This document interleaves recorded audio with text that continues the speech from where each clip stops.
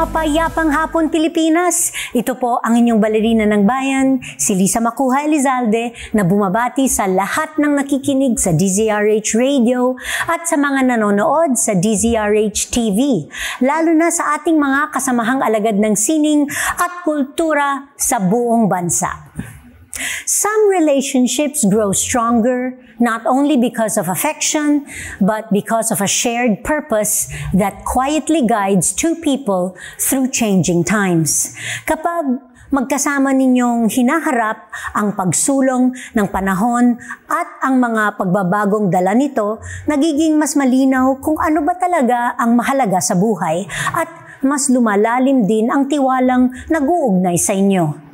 And when that shared purpose reaches towards something bigger, like love of country and serving others through one's art, the partnership gains a deeper meaning. It becomes a living reminder that affection and conviction can move in the same direction, strengthening both the work and the people behind it. Kaya huwag kayong aalis. Sa hapong ito, samahan ninyo kami sa kalahating oras ng masayang kwentuhan kasama ang dalawang natatanging alagad ng sining na pinagbuklod ng pag-ibig sa panitikan, sa bayan at sa isa't isa. Ang mga premyadong makata at manunulat na sina Jose F. Lacaba at Mara P.L. Lanot. Magbabalik ang Art to Art pagkatapos ng ilang paalala. Programang hatid ay sining at kulturang para sa lahat. Magbabalik ang Art to Art. Tinesting, sinuri, siniyasan. Ang resulta? Super effective ang Shield sa pagpatay ng bakterya at virus. Shield Antibacterial Soap. Believe ang mga eksperto sa Philippine Nurses Association. At si Mami. Tiwala ako sa Shield. Shield Antibacterial Soap. Napatunayang mabisa. Ang mga nurse, tiwala. ACS. Hello, Washi! Laundry day na naman! Yay! Anong meron? Mancha ng chocolate, putik, may libag pa. Kaya natin yan! With Pride Washing Machine Detergent, may triple stain-away formula. Tanggal ang makapit, madikit, at malupit na dumit mancha. Kaya easy-easy ang labada. Mula noon hanggang ngayon. All you need is pride. All you need is pride. ACS. Usapang sining at kultura para sa lahat. Art to Art.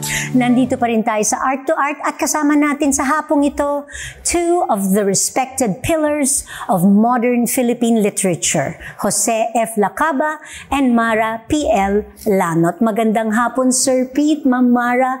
Welcome back to Art to Art. Thank you. Nasabi kong welcome back kasi po noong taong 2007, una po kayong dumalaw sa aming programa and you were among our very first guests. Radio pa lang po kami noon, hindi pa teleradyo, and I think you were celebrating your 35th wedding anniversary. At the time. Naalala niyo po? 35th. Ang taon na po yan. So, kamusta po kayong dalawa? May malaki bang pagbabago over the last 18 years since huli po tayong nagkita dito sa aming programa? Kami pa rin magkasama sa bahay. Sa bahay lang? Miss Mamara, kayo po? Saan po ba? Ganun pa rin. Ganun pa rin. Kanya-kanyang computer, kanya-kanyang cellphone, kanya-kanyang hilig ko anong gustong pakinggan music o gustong basahing libro. Kung ano sulatin. Ano po ang masasabi niyo pinakamalaking dahilan kung bakit nananatiling matatag ang inyong relasyon bilang mag-asawa at bilang kapwa manunulat? Palagi ko importante yung kalayaan eh. I mean, you give space to each other. Hindi yung palagi clingy kaaso. Nakakatuwa naman ang expression ninyo, yung cleaning. Oo, di ba? So, yun lang. So, independence. Yeah, you have space, you have, like, Siyempre, dapat pag kumain, madalas hindi naman palagi rin. Depende sa ginagawa, depende sa schedule ng tiyan. Schedule ng tiyan. Kung sabay kayo lagi, magugutom din naman ganun.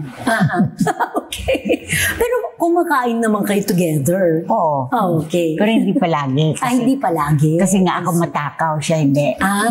So I see. I'm more often hungry than he is. I see. Okay. Sang-ayon ba kayo doon, Sir Pete? Sang-ayon ako sa galing kay Mara. Basta galing po kay Mamara, sang-ayon po kayo. At saka pwede rin yung pag mag-walking, he can go on his own. O minsan sabay kami, It's not always the same every day. So hindi po talaga kayo kapit-tuko? Hindi na clingy. Hindi clingy. Okay. Kapit-tuko. Pero kilala po kayong dalawa sa mga haligi ng panitikang Pilipino as sa ating henerasyon. Pero kapag kayo po ay nasa bahay, ano ang karaniwang takbo ng kwentuhan ninyo sa isa't isa? May mga paksabang hindi ninyo pinagsasawa ang pag-usapan? Ay, hindi ka mukha noon mas madalas siguro pag-usapin yung mga protest marches, mga rally, alam mo yung mga activismo. Yes. Meron ka laging cause, advocacy, and all that. Yes. Eh, ngayon medyo, forgets na eh. Hindi na namin kaya yung takbo tayo doon. Sige, punta tayo sa Luneta, punta tayo sa rally. Ano yun? Yung Luneta, yung huli, yung sinalihan ko pala. Yung mga rallies po? Yeah, yung sa corruption. Yung anti-corruption. Na nagkagulo sa Mindiola, hindi na ako karoon. Yun. You choose. Kung kaya mo, hindi eh. Pero aktibo pa rin ba kayo sa pagsuporta sa mga ganitong initiatives? Oo naman. Pag siyempre kung importante, di ba? We all live in a community. We don't live on an island. So, we get concerned and it shows in what we write siguro. Siguro, not always. Okay. And as you enter your golden years po, may mga naging pagbabago ba sa ritmo o disiplina ninyo sa pagsusulat? Nandyan pa din ba yung dating sigla ng paggawa or are you taking it are you taking your time now?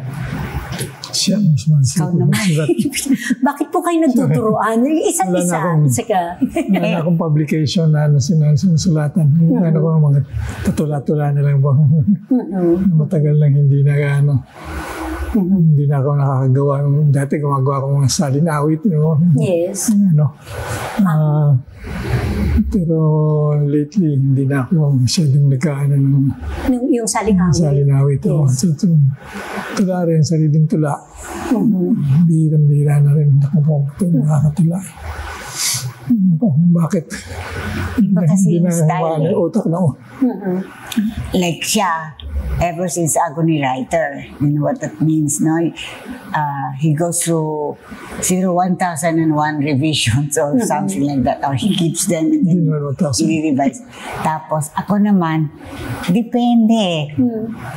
Andyan o wala. You know what I mean? Kung parang dinidiktahan ako, something dictates me. Tapos, madalas, tapos na yan. Tapos, ang bilis-bilis. Okay. So, iba din yung style ninyo sa pagsusulat. Mas masipag siya. Mas masipag po siya. Hindi nga sa sipag. Hindi nga sa sipag. Hindi kasi meron pa siyang trabaho ng graphic reader, siyang editor. I see. Edit na pa. Ako wala na akong regular na editing work dati or writing, saka writing. Regular deadlines ninyo? Wala na akong publication. Okay. So now, what is your regular day like? Yung schedule, malaki pa rin bang bahagi ang pagsusulat at pag-edit in your daily routine, or have you developed new hobbies or interests na ngayon pinag-aabalahan ninyo? Basa-basa. Basa-basa. Nagbabasa po. Okay. Ano pong binabasa ninyo ngayon? Novels? Hindi ako masyadong novels. Hindi novels. Poetry. Poetry. Okay. Meron siyang mga old works na isa sa libro ngayon. In fact, UP Press came out with 2 books, yung Notes on Bakya and Burgis or whatever. Burgis ko sa Bakya.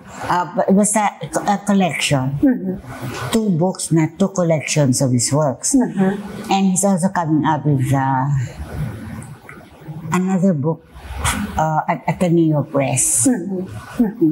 It's going to be published next year or this year? Dapat this year, wala pa eh.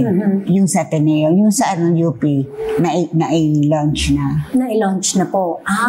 Okay. Okay. Based siya sa mga lumabas din sa kanila nung college pa ako. I see. Yung sa Ateneo. Meron din po ba kayong social media presence ngayon? I mean, it's very, of course, naging aktibo kayo sa Facebook or vlogging tulad ng mga ibang mga manunulat. Mga ibang manunulat ngayon, merong mga blog o kaya meron silang Facebook or Instagram presence. Kayo din po ba meron? Facebook lang. Facebook? Wala ko Instagram. Walang Instagram. Okay. I don't know that. Ako email lang. Kayo po email. Sir Pete. Okay. Okay. So, meron pa ng Facebook? Meron. With Mamara. Meron. Minsan nakakatamad. Saka may magazine pa siyang graphic reader. She's the editor of a graphic reader. Interesting lang pag you learn something new sa Facebook. Like, I like, people in history niya, meron mga ganyan. Lalo na yung women. Then I share. Okay. So you share a lot of those. Of articles sa Facebook. Quite a lot kung interesting and naiiba, and talagang malakas sa impact sa literature, history. Okay. Okay. So, ano pong masasabi ninyo sa paglaganap naman ng artificial intelligence sa paggawa ng sining? Sang-ayon ba kayo? Hindi. I don't like. Totally. No.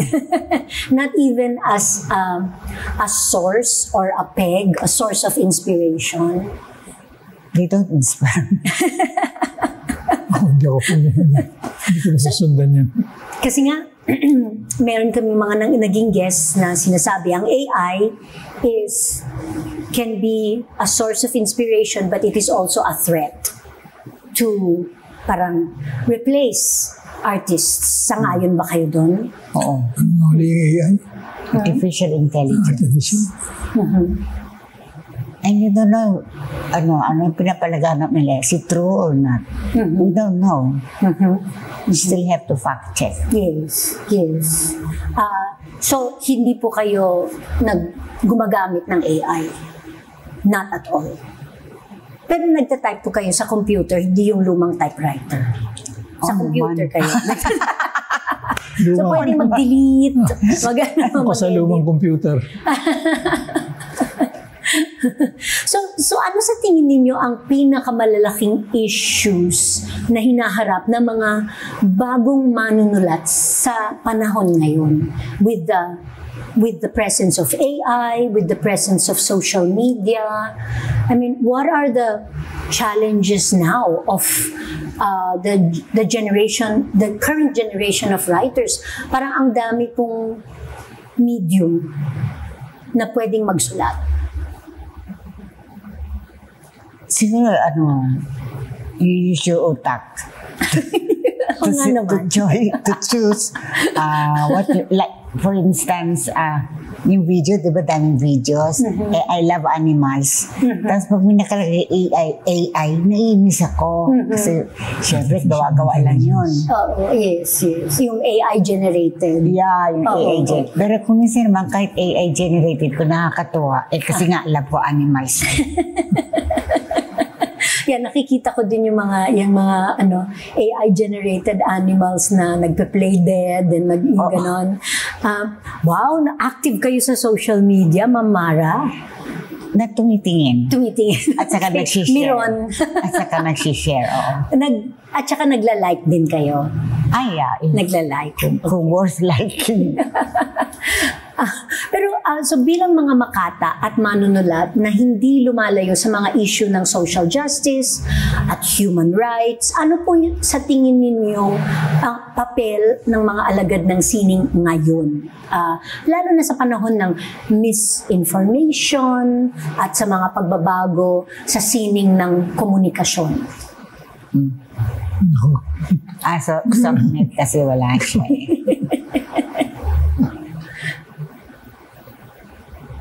Nainis lang ako pag yung translations mali-mali. Hindi naman ako tawag doon, grammar chair or anything. No? Kasi kahit maraming typo, naintindihan ko naman. Pero kung minsan yung translation, you have to check kung tama. You mean yung translation from whatever, Tagalog to English? Whatever. Kasi meron sila, di ba, C translation. Kasi English is C translation. Or Tagalog, C translation. Hindi kayo sang-ayon sa translation? Minsan? Madalas. I see. Hindi ko na nga tinatranslate. Hindi ko na nga tinitingnan Okay. Alright. Marami pa po tayong pag-uusapan kasama mga premiadong makata at manunulat na sina Pete Lacaba at Mara Lanot. Dito pa rin sa Art to Art. Magbabalik po kami pagkatapos ng ilang paalala. Programang hatid ay sining at kulturang para sa lahat. Magbabalik ang Art to Art. Schedule ng mga inaabangang konsyerto, update sa mga magagandang panoorin sa mga tanghalan at teatro. Narito na ang Art to Art Calendar.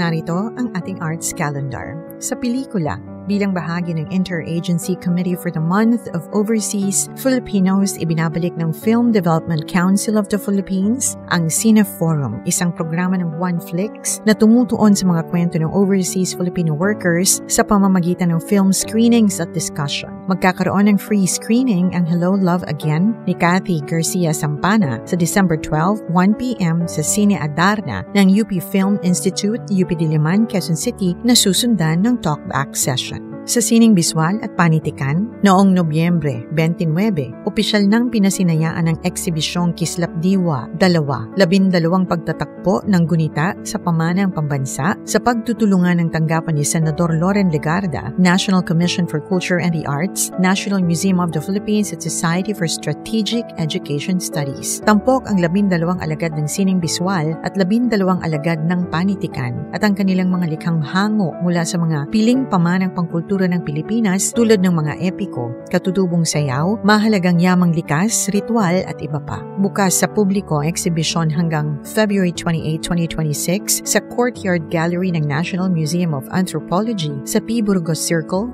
Rizal Park, Manila. Sa paglalathala, bilang bahagi ng Centennial Celebration nito sa 2028, inihahandog ng FEU Group of Schools ang paglalathala ng 4 na aklat mula sa FEU Publications. Binubuo ito ng mga sumusunod: ang commemorative book na Resilience, The Roots and Rebirth of F.E. Roosevelt ni Jillian Joyce Pirata na inedit ni na Dr. Michael M. Alba at Jenna Estrabon. Noche Buena, 100 stories shared at the Philippine Holiday Table na may foreword ni na Feliz Prudente Santa Maria at Amado Flores. Love, Marina ni Vicky Veloso Barrera na inedit ni Thelma San Juan na pagbibigay-pugay sa fashion icon na si Marina Antonio at It's a Wrap, Dita Sandico, Unraveling the Future of Fashion ni Francine Medina Marquez na inedit ni Gay Eiko, Yoshikawa Zialsita. Maring mag-order ng mga aklat na ito mula sa Tams Bookstore or mag-email sa tamsbookstore@feu.edu.ph.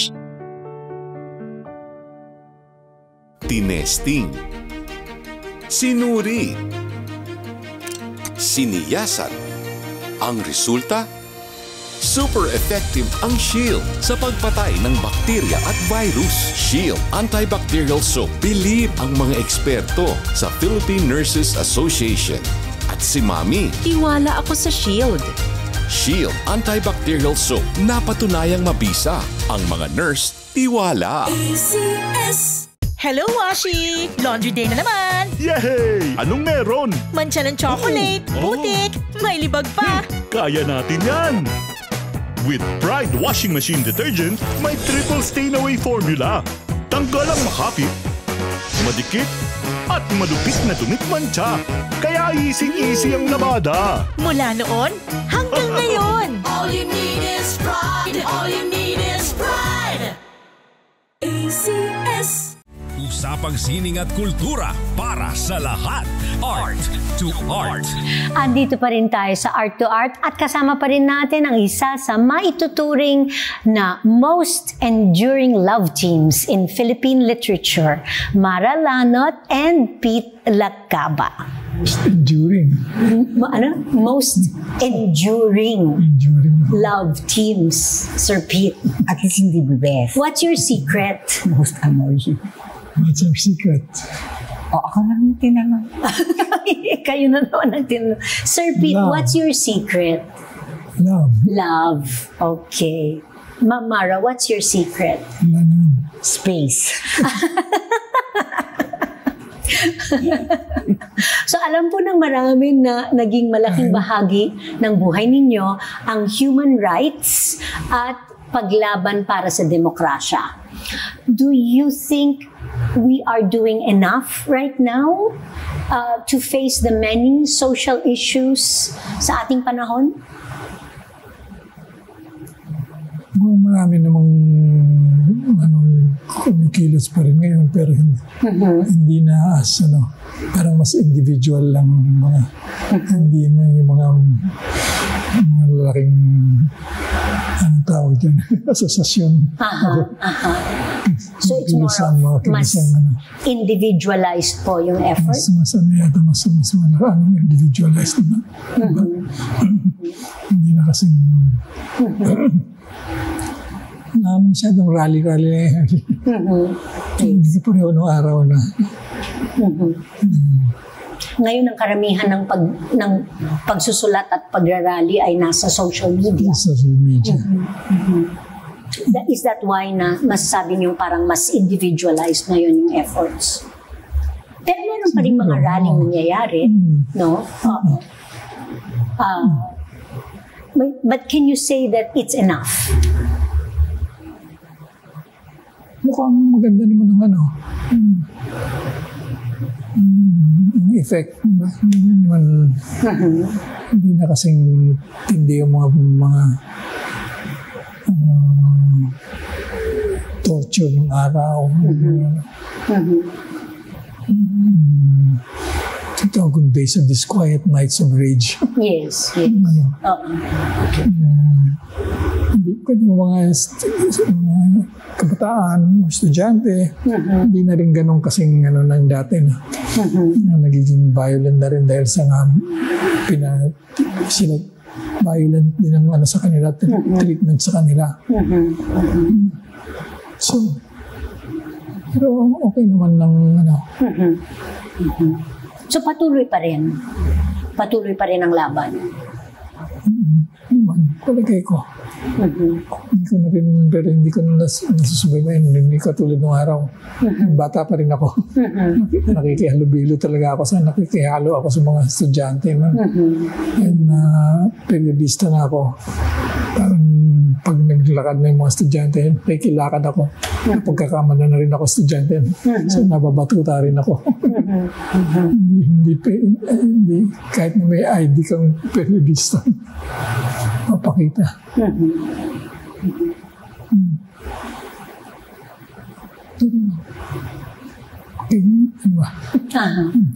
Okay. Pero as artists po, paano tayo makakapag-contribute sa pagsulong ng kamalayan sa mga isyong panglipunan? Ano ang maipapayo ninyo sa ating bagong henerasyon? Sa bagong henerasyon, kung malakas pa ang kanilang physical capability,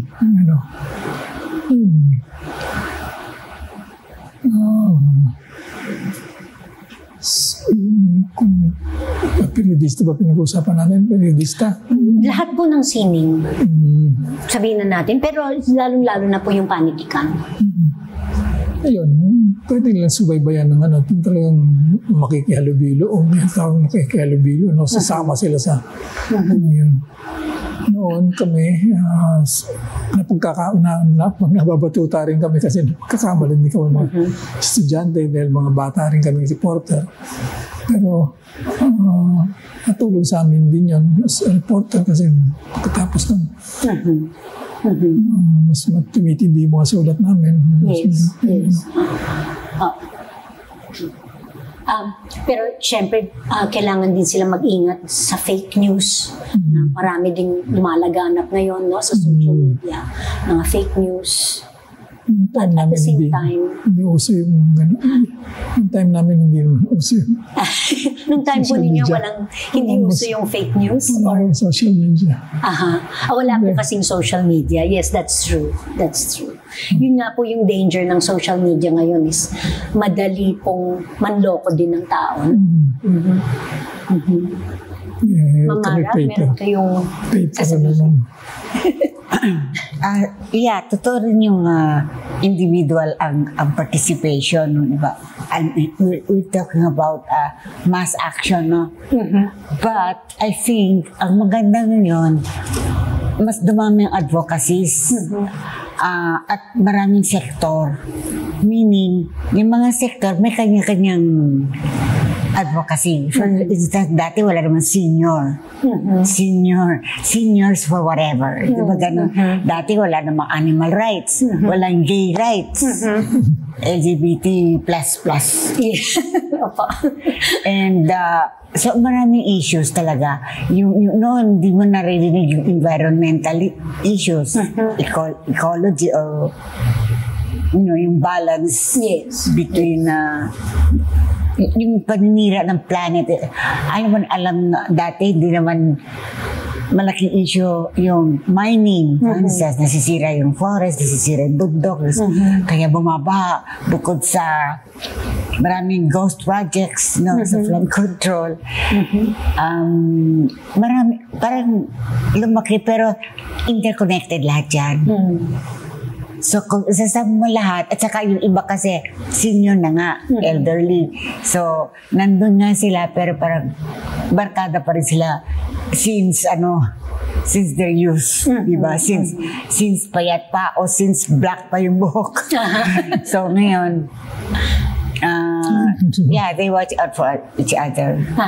Yes. So, maiba naman tayo. Ngayong paparating na ang Pasko, meron po ba kayong Christmas family traditions na ginagawa pa rin hanggang ngayon? And how do you usually spend the holidays po? Christmas. Yung Christmas tree. May Christmas tree. Okay. Ako maliit. Hindi ko sa maliliit kasi maliit lang bahay namin. Okay. And then, yung meron akong Christmas lights na solar. Hindi ko na tinanggal. So, 1 year na yung pagdating ng gabi. Okay. Nandun na lang yung Christmas lights the whole year round. Hirap din kasi tanggalin. Oo nga kakabit naman. mo na naman. And then, sabi nga naman nila, Christmas should be celebrated correct. All year round. Correct. Okay. And then, wish you a Merry Christmas. The message of Christmas. Tatlong apos namin, naniniwala pa sa Santa Claus, Okay. Sabi ko, may gifts na under your Christmas tree. May dalawang puso lagi. Ang kulit-kulit. Okay. Sabi nila sa akin, hindi yan para sa atin. I know. Saka whole year, meron ako laging,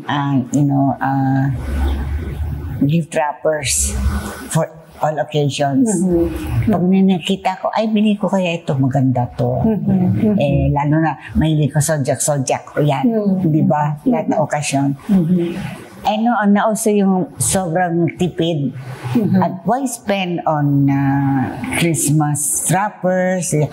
Dyaryo na lang. Ang dumi pala, kumakalat yung tinta. Oo nga naman. Ang dumi. Ayoko ng dyaryo. Buti pa, huwag ko nang balutin. Ito hindi niya binalot. Okay, bag na lang. Mahal Christmas bag. Mahal nga. Biglang lumalabas ang bag. Hindi naman kuripot pero it's just practical. Be practical. Lalo na ngayon kasi nga kailangan... Punitin lang. Yes. Kailangan mag-conserve. Yeah. At saka mag-recycle. Yeah. Yes. Oo. Yun ang wala noon. Pero ngayon meron na. Yun na recycling, conserving resources. Kasi may environment issues. Yes, yung environment issues na. At dahil nga malapit na ang Kapaskuhan, hihiling tayo ng espesyal na regalo mula sa ating mga bisita sa hapong ito. Unahin natin maglambing kay Ma'am Mara.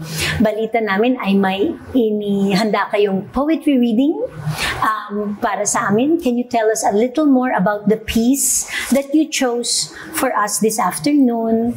At so ano po yung babasahin ninyong poem and tungkol saan po at bakit niyo pinili yun? Kasi parang hindi naluluma yung topic. Okay, topic. Una yung topic. Kalawa yung language. Hindi na ako kampante magbasa sa English. Sana babasa rin ako ng Spanish. Yabaw niya. Yes, pero hindi siya nasusulat ay English, Spanish. Pwede ba ako Tagalog? Paplug muna ako. Meron kasi akong lumabas actually, wala pa yung kopya ko ng collection of my complete poems in Spanish. Oh, wow. Published in Madrid. And I still don't have my copy. Okay. Kung hindi pa plug. But it was published in Madrid and it's available online? Not yet. Not yet available, but it was published na po. Yeah. All your complete works in Spanish. May print copy ka na? Wala pa nga. And then, wala lang, bakit ako napunta rin sa Spanish? Kasi sabi ninyo, pwede po ba kayong mag-plug? So, nag-plug na po kayo. Nag-plug na ako. No? Hindi po niya sinabing pwedeng-pwede. Yes. Hindi na ako naghintay na pwedeng-pwede. Yes. Okay. So, three ngayon, ang babasahin ninyo ay Tagalog po? Yeah, dalawang Tagalog. Okay. Sige.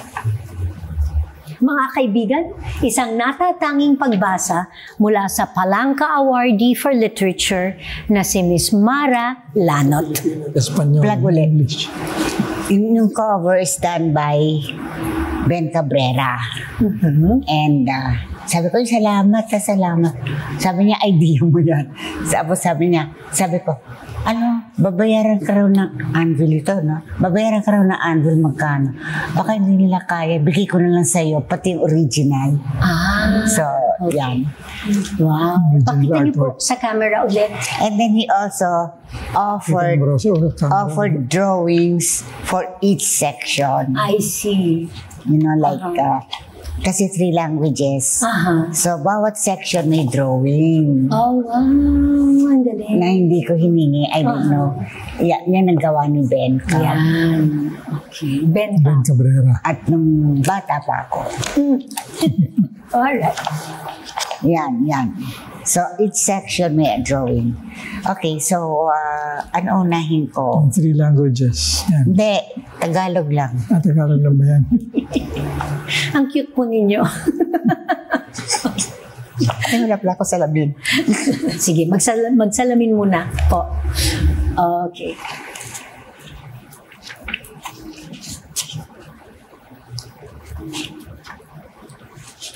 Ano ba yan? Ito na pala Yan. And then ito. Okay. So, first, una kong babasahin ay Babae Kami. One of the most used. May mga nagbe-video sa school, may mga nag-translate, may mga basta ganun. Babae Kami. Babae kami. Babae kami, hindi pagkain sa mesa ihahain, babalatan, hihimayin, pampuno ng tiyan, o bagay lang sa basurahan. Babae kami, hindi manikang lalaruin, huhubaran, bibihisan, ikukulong sa kuna o i-display sa eskaparate. Babae kami, hindi lupang dudong kalan ng tanso, hiyas at ginto, tatamnan at iiwanan pagkatapos ng ani. Hahayaang magputik, apak-apakan o gagawing kandungan ng mga kalansay. Babae kami, tao rin naman, hindi robot o basahan, hindi kasirola o kubeta, hindi panaginip na walang isip o imahin na hahabulin sa lumilipad na ulap. Babae kami, nagluluwal ng sanggol, ng tagapagmana ng mundo. Marunong kaming umaninag ng hugis sa araw at gabi, marunong maghimay ng kulay ng bahaghari. Marunong sumalo sa kaluluwang babagsak, marunong magmahal sa pusong maalalahanin. Marunong lumaban at magwasto ng baliktad habang naghaharting sa ikagaganda ng daigdig. Okay. Second and last one, nababasahin ko. Nako. Okay, si Neruda. Hiling ng sinta o sagot sa mga ngibig na gaya ni Neruda. Sana higit pa ako sa isang mapa ng Pilipinas o kahit anong mapa ng bayang ginuhit sa iyong panaginpan. Higit pa sa uling na nakikita mo sa aking buhok. Higit pa sa bango ng rosas na simpulan ng aking pisngi. Higit pa sa hamog ng umaga na nasisipsip mo sa aking mga labi. Higit pa sa dalawang mayang nanginginig sa aking dibdib na hinuhuli ng iyong mga kamay. Gumagapang, lumilipad. Tila singsing ng buwang nakapalibot sa aking baywang. Sana higit pa ako sa makinis na bato na hinahampas ng dagat mula hita hanggang paa. Pinapaliguan ng ulan na hindi kailanman matupok ang ngit at pag-ibig ng ating kaluluwa, ng ating katawang kulay lupa, ng ating pusong tila naglalagablab na gitnang Luzon.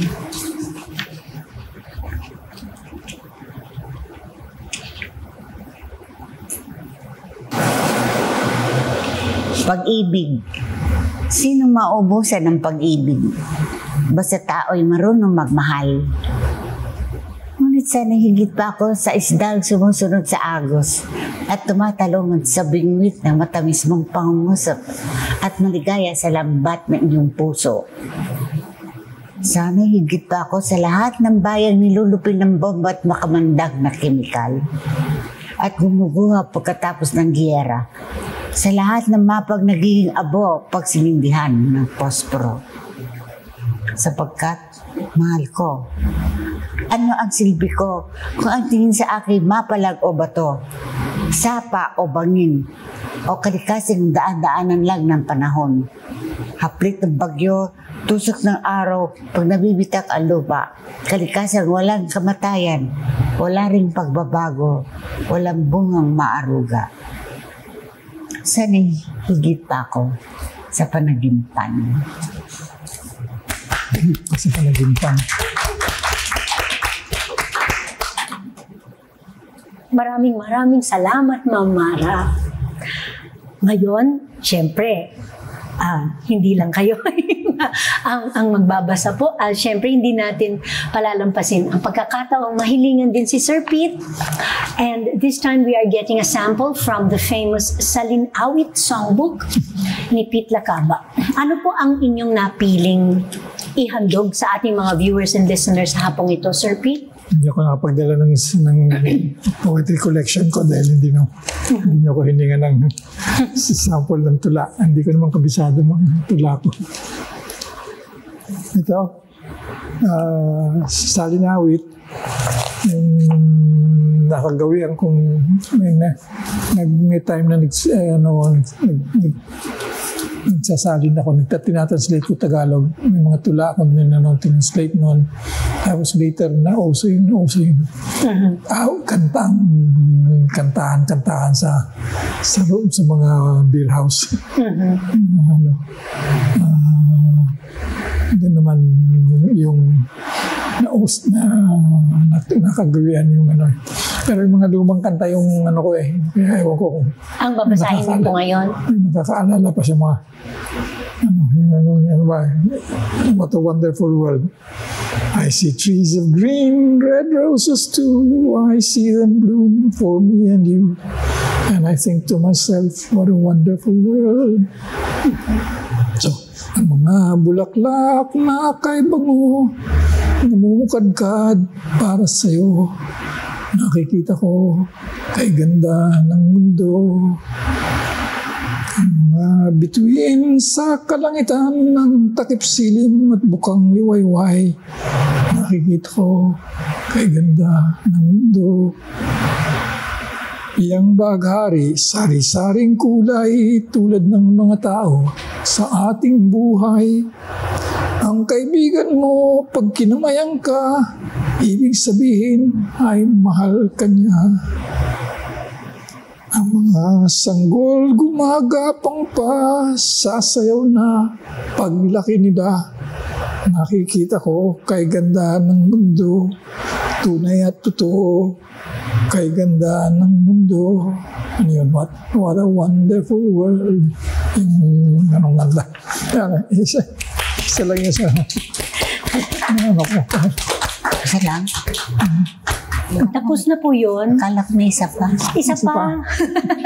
Encore. Meron yun lang. Spoof version. Spoof version na? Spoof. Nung What a Wonderful World. Okay. Mga bulaklak na kaibango, binobomba ng pestisidyo. Naiko po, Diyos ko, ba't ganito ang mundo?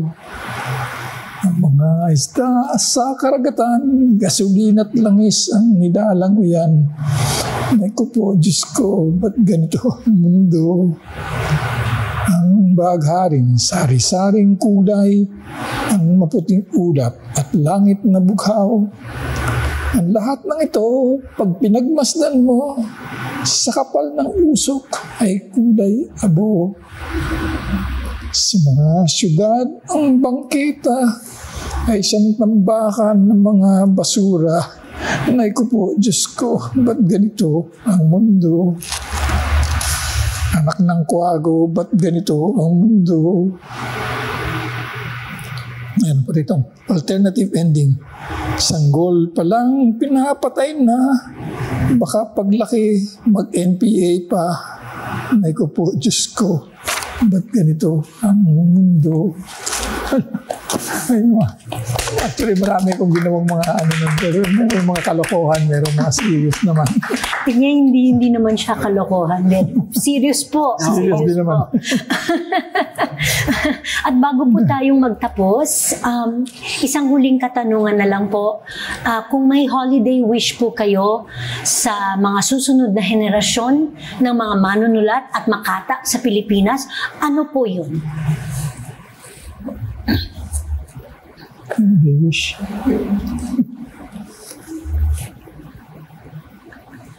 Holiday wish.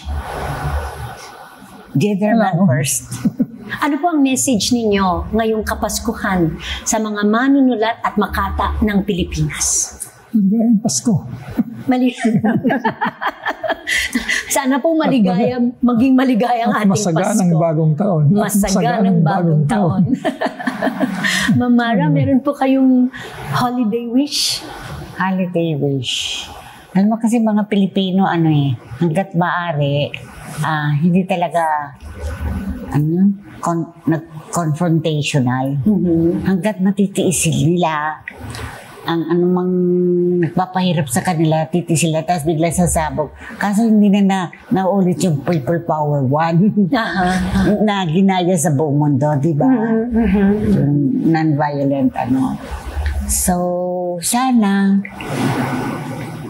at least sa pagsusulat, yung mga Gen Z, mga Gen Z, millennials, okay, umpisa sa millennials, tapos lahat ng Gen, ay magamit din yung kasalukuyang sitwasyon, mga kondisyones sa kanilang panulat. At magagamit yon Pasko o hindi, bilang regalo sa mga mambabasa na konting action naman, hindi konti. Yung walang humpay. Kasi kanya-kanyang plataforma kanya-kanyang paraan para lumaban o ipakita yung sang-ayon ka ba o hindi sa ganito, ganun. Dito, ginagamit yung art to art. Okay. So, konting action naman, no? Sa panulat, di panulat. Yes. Alright. Maraming salamat, Sir Pete, Ma'am Mara, sa pagdalo ninyo sa aming programa. Maraming salamat din. Pag-imbita sa amin. Merry Christmas po and a Happy New Year. Same to you and everyone. Hanggang sa susunod na linggo, samahan ninyo kami ulit dito sa Art to Art, kung saan ang usapang sining at kultura ay para sa lahat. Ito po ang inyong balerina ng bayan, Lisa Makuha Elizalde, nagpupugay sa artistang Pilipino.